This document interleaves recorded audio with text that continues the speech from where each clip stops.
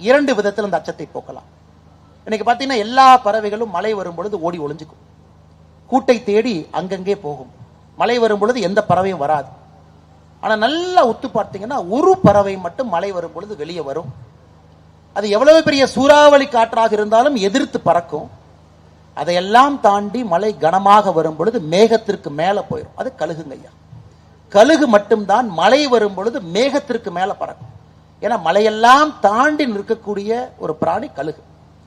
இன்னொரு இடத்துல ஒரு அச்சத்தை பார்த்து பயப்படுவதை விட இன்னும் அதிகமாக படிக்க படிக்க அந்த பொருளை தெரிந்து கொள்வதன் மூலமாக இன்னும் ஆழமான கருத்துக்களை ஆணித்தரமாக உணர்ந்து கொள்வதன் மூலமாக பயத்தை போக்க முடியும் என்பதற்கு கழுகு ஒரு அற்புதமான ஒரு பிராணி.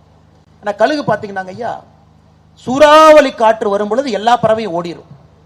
ஆனா கழுகு மட்டும் தன்னுடைய ரக்கைய ஒரு 30 டிகிரி ஆங்கிள் மேல வச்சுக்குங்க ஐயா.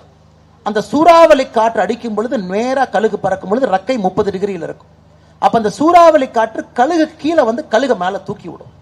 ஸோ கழுகு தன்னுடைய அறிவை வைத்து எதை பார்த்து பயப்படணுமோ அதை வைத்தே இன்னும் உயரத்திற்கு பறப்பதற்கு அந்த சூறாவளி காற்றை கழுகு பயன்படுத்தி கொள்ளும்.